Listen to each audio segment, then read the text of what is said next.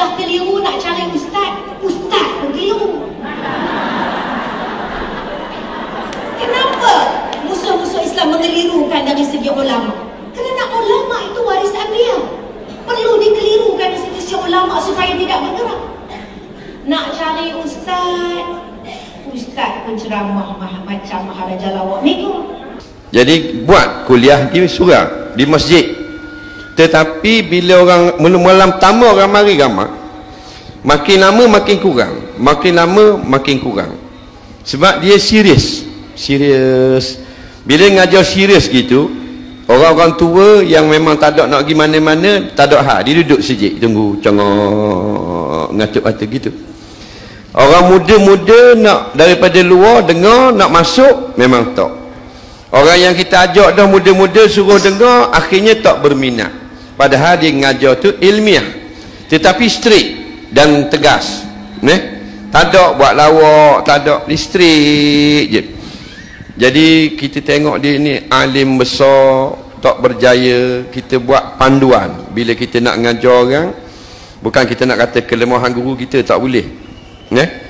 Dan ada beberapa orang lagi yang cukup terkenal, tapi bila kita ajak mari di masjid untuk buat kuliah, tak mendapat sambutan daripada orang muda. Orang tua, okey, pasal dia orang ni duduk sejik je. Maka bila dengar khutbah dalam keadaan lantang begitu pun orang tidur, maka kalau kuliah biasalah orang tak berminat, terutama anak-anak muda yang memang tidak berminat. Jadi kita selitkanlah dengan joke, buat funny, orang gelak dan sebagainya. Orang pun cerah mata, budak-budak pun seronok. Budak-budak disuka sebut hal cerita hobi-hobi dia, cerita hal motor, hal spoket, hal gitar, hal muzik, hal not, hal chord, masalah kumpulan band-band baru. Akhirnya budak-budak seronok dengar ustaz penceramah macam Maharaja Lawak ni tu. Jadi bila kita buat joke, apa tujuan dia? Untuk tandingan Raja Lawak bukan. Kalau kita nak masuk Raja Lawak, kita daftar Raja Lawak. Nampak? Tapi bukan. Biarlah dia nak kata kita Raja Lawak, Raja apa pun.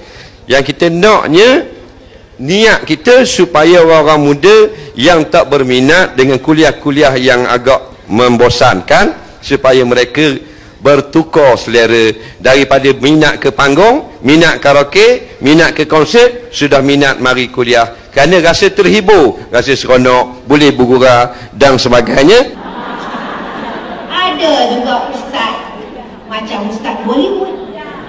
Ustaz Bollywood, dia bukan baca Quran ikut Hindustan, dia baca Quran tu ikut style orang Pakistan, cuma selit ada lagu-lagu Hindustan. Jadi orang pun terhibur. Maka tengok sekarang kalau dia buat kuliah, ramai orang. Sedangkan yang balik Jordan, balik Mesir, Syria yang ngajar 3 orang dengar. Tok Imam, Tok Bilal, Tok Siok. Padan nak dengar ni pun. Tak naklah dengar ustaz tu sebab ustaz tu tak nyanyi. Dengar ustaz nyanyi, ustaz tu tak lawak. Nak dengar lawak, pergi dengar Maharaja Lawak lah, tak payah dengar ceramah agama.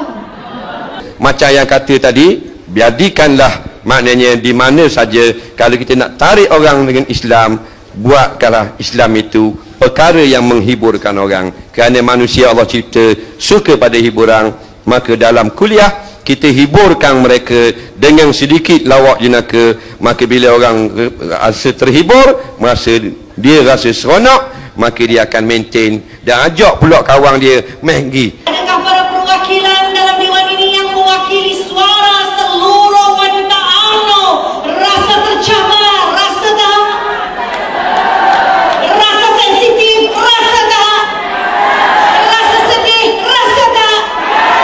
Rasa geram, rasa tak? Kalau rasa, kenapa tak bersuara? Kalau tegurangnya salah, maka biarkan berlalu seperti angin yang lalu di musim tengkujuh. Wallahu a'lam.